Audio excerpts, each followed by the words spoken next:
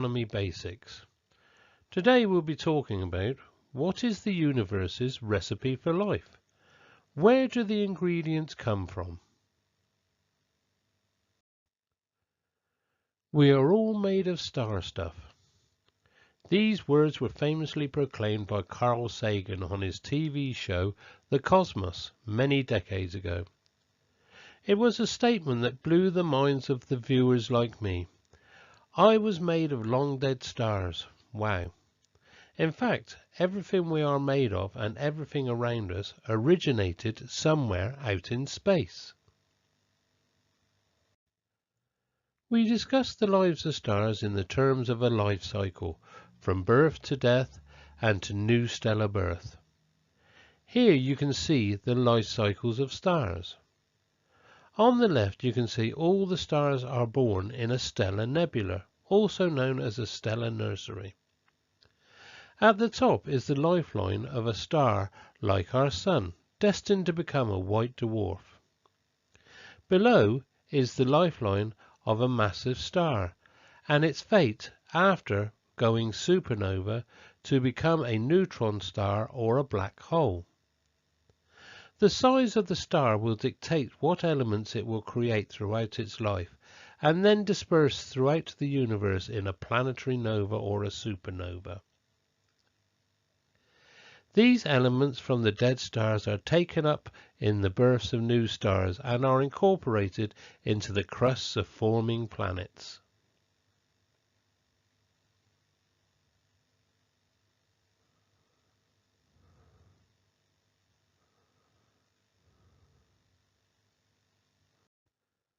Dmitri Mendeleev's periodic table of elements is not just a catalogue of all the elements. Taking a closer look, and we can find the periodic table charts the fundamental cosmic processes connected to the dawn of the universe and the lives of all stars. There are 94 naturally occurring elements in the periodic table, 92 of which are found in the Earth's crust. Technetium and promethium are produced in laboratories here on Earth, but have also been seen in the atmosphere of stars. Where do they all come from? Hydrogen is the first and the lightest of the elements in the periodic table. All the hydrogen that is in the universe was created in the Big Bang, the very beginning of the universe, along with some helium at a ratio of 75% hydrogen and 25% helium, and this ratio can still be seen in the composition of stars today. Hydrogen is not created in stars, so every atom of hydrogen the universe will ever have was created then in the Big Bang. Lithium, beryllium and boron were also created in the Big Bang, but in minuscule amounts, almost undetectable. Through their lives, stars perform the service of alchemy, whereby the material of the universe, initially simply hydrogen and helium, is steadily enriched with the elemental products of the previous generations of stars. What was nothing more than hydrogen and helium increasingly becomes other heavier elements, carbon and oxygen, silicon and iron, indeed all of the elements in the periodic table. From this chemical perspective we gain an appreciation for the life cycles of stars as living entities with the kind of cosmic purpose, a higher calling to create the very substances of life and the material world around us.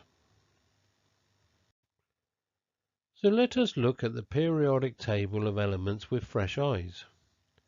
We will look specifically at the elements that stars produce that relate to us. Some of these are obvious, such as carbon as the basis of all life and oxygen as the stuff we breathe. Others will be less familiar, such as the vital importance of potassium neurologically and the surprising importance of various trace elements. Hopefully, through this tour of the elemental products of the stellar life cycle, you'll forever rethink the world around you at an elemental level, specifically in reference to what stars make. When we see the world this way, then our intimate connection to one another as inheritors of the chemical legacy of the stars becomes clear. Let us start by looking at the periodic table, and let's do a simple division of the table into 4 broad groups of elements based on the stars. The first group of elements would be the first 5: hydrogen, helium, lithium, beryllium and boron. These are the elements that came to us from the Big Bang. In fact, most of what the Big Bang delivered were just the first 2 of these 5 elements, hydrogen and helium, in a proportion of roughly 75% and 25%, with just a smidgen of the other 3 elements. Consequently, hydrogen and helium are the most abundant elements in the universe, and in all stars appear in approximately the same proportion. Stars do not make lithium, beryllium or boron, because making them from helium would actually represent a loss of energy for stars. This happens because the bonds holding the nucleus together are weak, and so this allows these elements to break down into the lighter elements. We can use the so-called binding energy curve to see why this is, and that's what you're looking at now. Fusing heavier elements from lighter ones generally produces energy in the process, but only if the product of the fusion is higher up on the binding energy curve than the element that went into the fusion, and lithium, beryllium and boron are lower on the binding energy curve than helium, hence the energy loss to the star.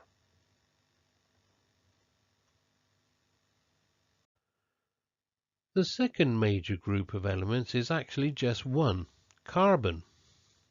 This is the element made by relatively low mass stars, stars like the Sun, and when they near the ends of their lives, that to become red giant stars. This is as far through the periodic table as a low mass star like the Sun will get before ending its life as a planetary nebula and leaving behind a white dwarf corpse. The third major group of elements includes the elements from nitrogen through to iron. These are the elements that, in addition to carbon, higher mass stars produce through their lives as they proceed through successive rounds of fusion, creating successively higher elements than from the lighter ones. As they more and more desperately try to extract additional energy to hold themselves up against gravity. Remember that the heaviest elements a massive star may produce before it finally dies in a supernova explosion is iron, because that is the heaviest element that may be fused from lighter ones and produce some amount of energy for the star. The final major group of elements heavier than iron. These are the elements that cannot be forged by the stars during their lives.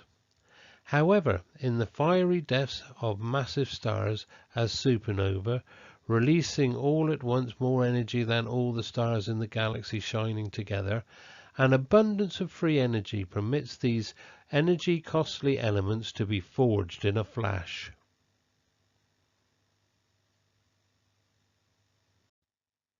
By the way, even though we've included the noble gases in these groupings, in fact, we will mostly ignore those elements here.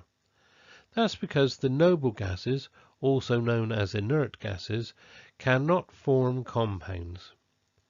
These elements always exist as isolated elements even when in the presence of other elements or compounds. For example, in Earth's air, the element argon makes up about 1%, but it doesn't do anything. It doesn't combine with anything. What elements make up the recipe of life? The most important ingredients are carbon, nitrogen, oxygen and hydrogen. We also need a handful of other ingredients in smaller amounts, but these are nonetheless crucial to the success of the recipe. Calcium, sodium, sulfur, chlorine, phosphorus, potassium and iron. Finally, we need smidgens of trace elements that are the spice of life. These elements are copper, zinc, selenium and cobalt. The main ingredients. The ingredients that we would mainly require are hydrogen, carbon, nitrogen, oxygen, calcium, sodium, sulfur, chlorine, phosphorus, potassium and iron. These elements make up almost everything around us and are the bulk elements of our body. Sure enough, aside from hydrogen provided by the creation of the universe itself, these are the elements that stars cook during their lives. All living things on Earth have just 4 elements in common: carbon, nitrogen, oxygen, and the hydrogen that bonds to them. Ignoring helium, those 4 elements are the 4 most abundant elements in the universe. Hydrogen is about 75% of all matter, a direct inheritance from the Big Bang. Carbon is made by all stars, including massive stars, as one stage of fusion, and by lower mass stars as the final stage of fusion before their deaths. It's the one element, helium aside, that every star in the universe will manufacture, so no wonder it's so abundant. With carbon being so abundant, and also it makes sense that just about every living thing the universe might create will not only involve it, but also use it as a base ingredient. Nitrogen and oxygen are the first elements after carbon to be fused by massive stars, and they are also the elements that, after carbon, provide stars with the most oomph in the form of additional fusion energy. So it's not surprising that these are the next most abundant elements in the universe. It's no wonder that life the universe was to cook up will include these ingredients also in good measure. Carbon is the backbone of all life. From the spiral lattice of DNA to the basic structure of proteins, carbon is the base, the foundation. Every cell of every living thing has it. It is in a very real, physical, literal sense what you and I are made of. When plants perform the magic of photosynthesis to grow the biomass of their bodies, what they are doing is taking in carbon dioxide from the air and using the energy of sunlight to incorporate the carbon from that carbon dioxide into their bodies and to return the oxygen back to the air. When animals consume these plants, they are incorporating the carbon that the plants took in from the air.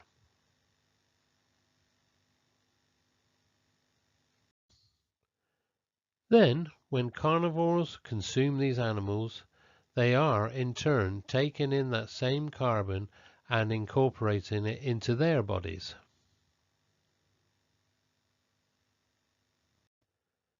Chemically speaking, we are not that different from a lump of coal. What is an enormous sprawling oak tree made of? It's made of carbon.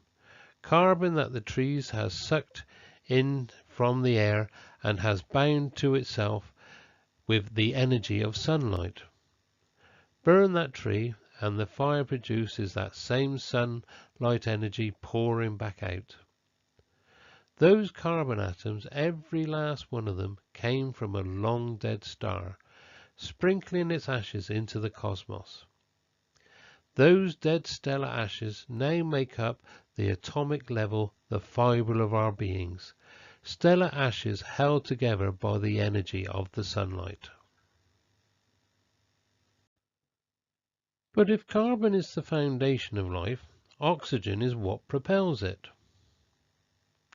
Oxygen has the uncanny ability to react with just about any organic compound, meaning any compound containing carbon, and these reactions are the essential functions of life, including respiration, which is, as you probably know, involves the taking in of oxygen and the exhalation of carbon dioxide, oxygen bound to carbon.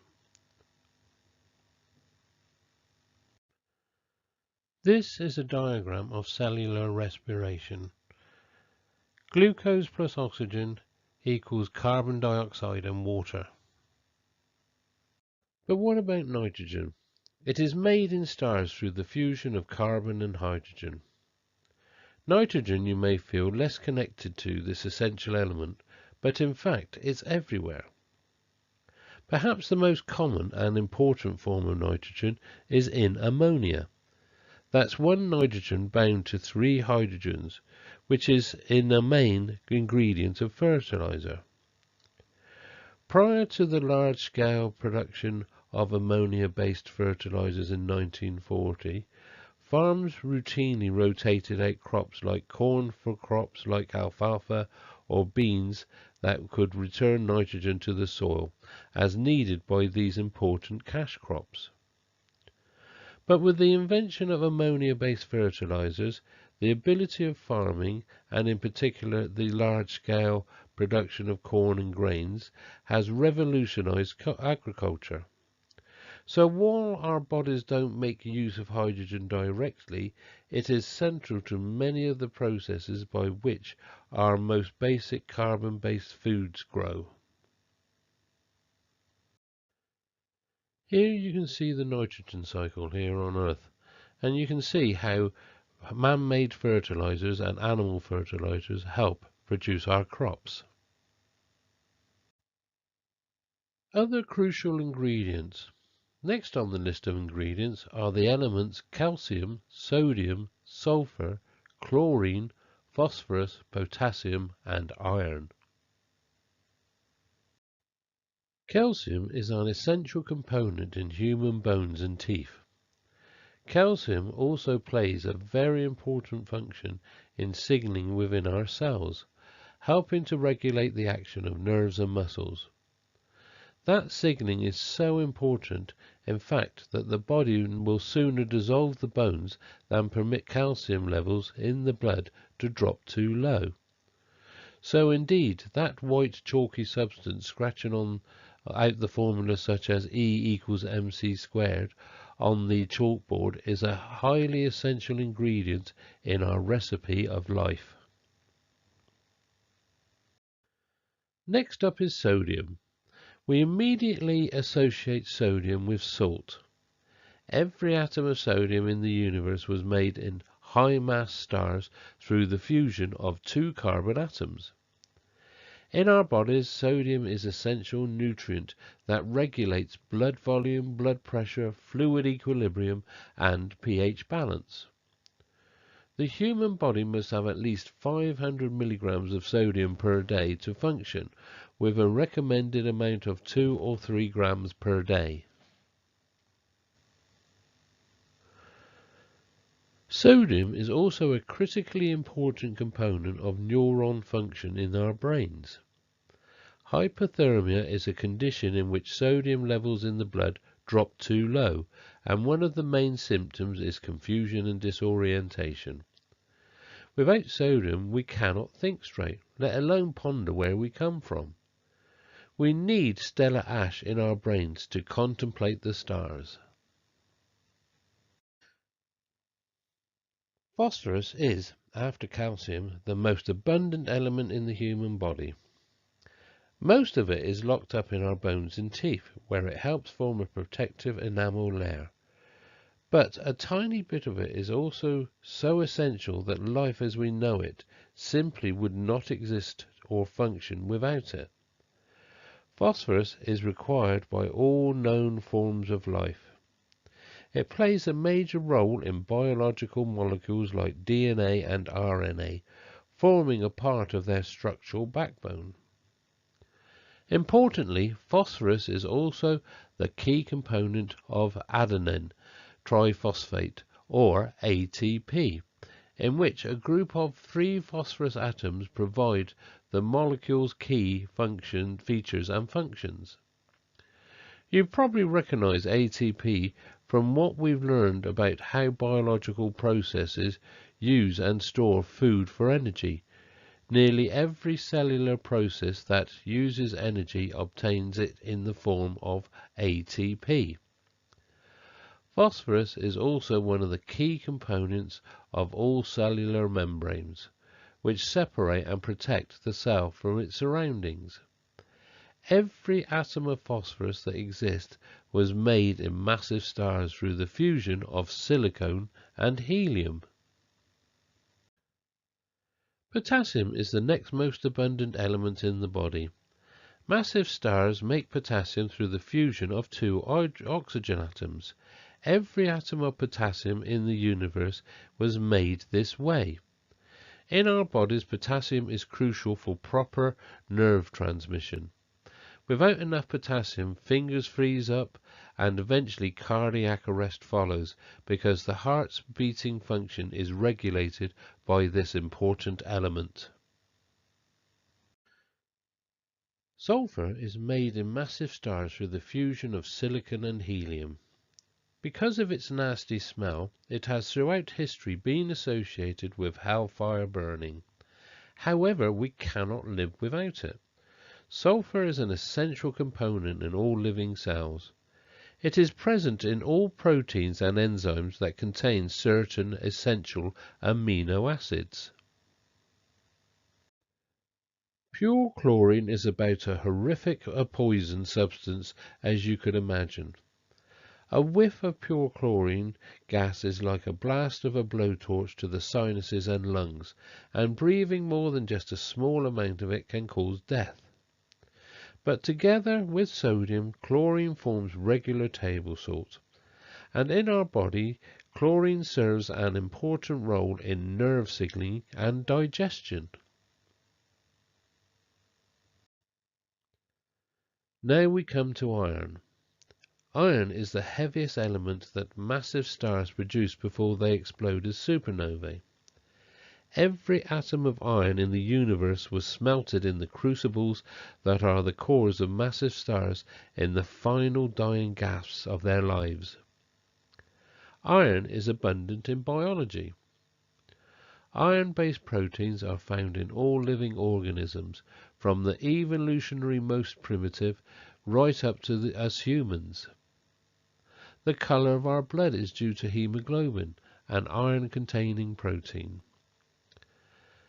Iron, together with sulfur, is found pervasively throughout our bodies, especially in enzymes, responsible for many cellular functions. Perhaps most importantly, the transport of oxygen in blood to cells throughout our bodies. In fact, the major theories of evolution invoke this iron sulfides as a fundamental driver of the evolution of life on Earth. Iron atoms sprinkled through the galaxy by supernovae explosions, spreading their dead stars material up through the galactic geysers and across the galaxy, are stellar ashes which make up our lifeblood as well as the most massive and substantial products of human ingenuity. Now we come to the spice rack. These are the trace materials that, used in pinches, make up a tiny but nonetheless crucial part of the overall recipe. Indeed, life depends on smidgens of certain rare elements: copper, zinc, selenium, and cobalt. These elements show up in our hair and blood. These are the elements that stars forge in their fiery deaths. The first element in our spice rack is copper. In our bodies, just a trace amount of the stuff, about 2 parts per million, is crucial for proper iron uptake. And because iron is so important in our blood, copper deficiency can in turn lead to anemia-like symptoms, bone abnormalities, osteoporosis, and impaired metabolism.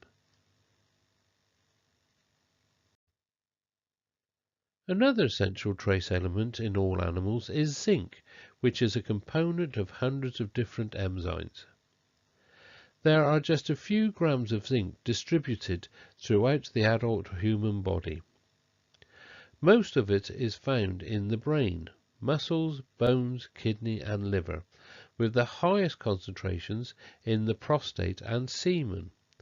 There may be no other element produced in the fiery supernova deaths of stars that is so intimately connected with the conception of new human life.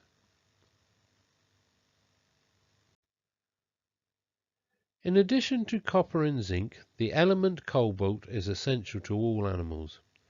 It is the key constituent of cobalamin, also known as vitamin B12, which is essential to the health of our nervous system. It is made by bacteria in the guts of ruminant animals, which convert cobalt-based salts into B12.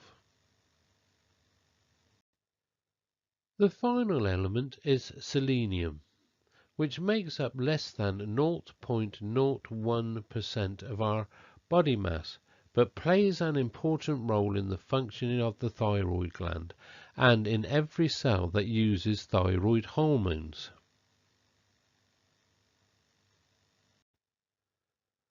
So, we have our shopping list of elements to make life, but where do we find them? Hydrogen is essentially free, having been provided by the Big Bang.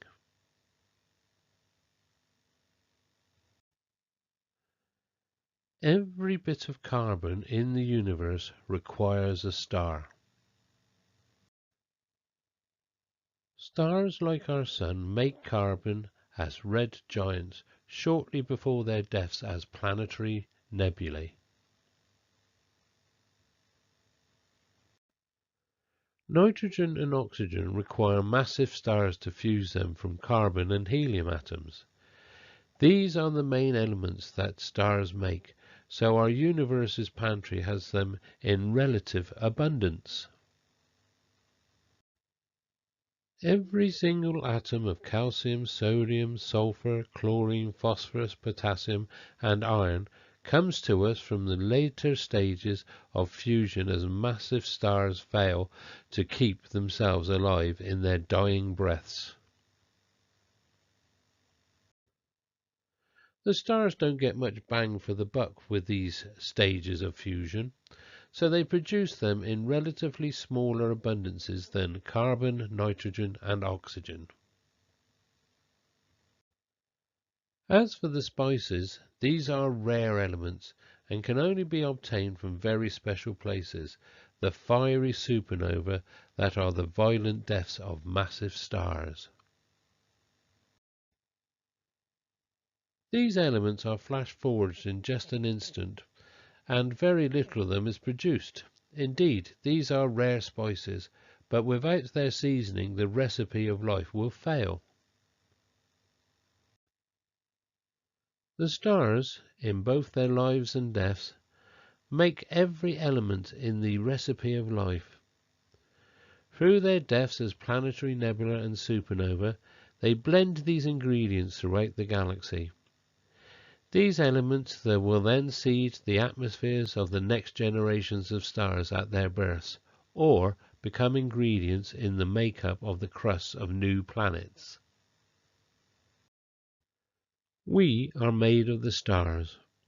We breathe them, we consume them, they course through our veins and we tingle with them. We live on a world made of them, and we move through a material world built of them. In our contemplations of the stars, in our comprehension of them, we are, in essence, the stars contemplating and comprehending themselves. Well, thank you for listening to this Astronomy Basics, and I hope you found it enjoyable. I would just like to leave you with one thought. We have learnt that all the hydrogen in the universe was made at the moment of the Big Bang. Hydrogen has a big place to play in the makeup of our bodies.